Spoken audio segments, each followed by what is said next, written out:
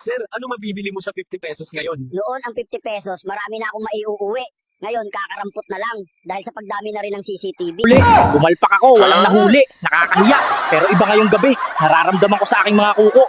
May mahuhuli na talaga ako. Mga tao, tingnan nyo. Dalawang sariwang tao naglalakad lang sa aking jungle buffet. Puting kamiseta at brown polo, klasikong lasa. Halika't batiin natin, aswang style. Naka-stealth mode.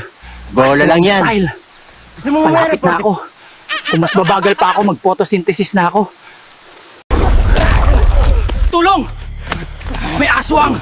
Nahuli ko sila guys, kaya magsisimula na ang jungle buffet prep. Dalawang bisita, well hindi sila masyadong madaldal, siguro nahihiya. Huwag kayong mag-alala, ako ang magpapasaya. Konting oregano, isang kurot ng takot, at ay, bonus na lasa, katas ng medyas. Hindi nyo ito makikita sa MasterChef mga tao.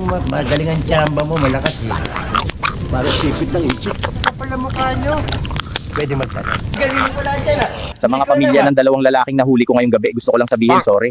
Masarap kasi nila, pinalakihan sila ng maayos. Malasa po talaga. Salamat po sa pag-aalaga. Maghanda kayo!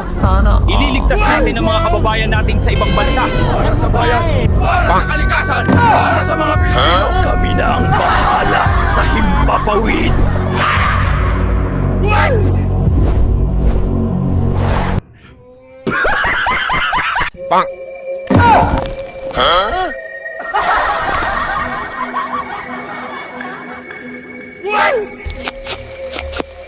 Parang Ano pre, hinahamoy ako, nahanap hindi mo na ba ang maganda. katawan ni Maria? Ito yan. Wala pre, pero dito ko siya huling nakita. Nakikira ulo. Tignan natin kung magagalaw Bola na lang yan. ating katawan ko dito sa taas ng nyug. Mga manyak!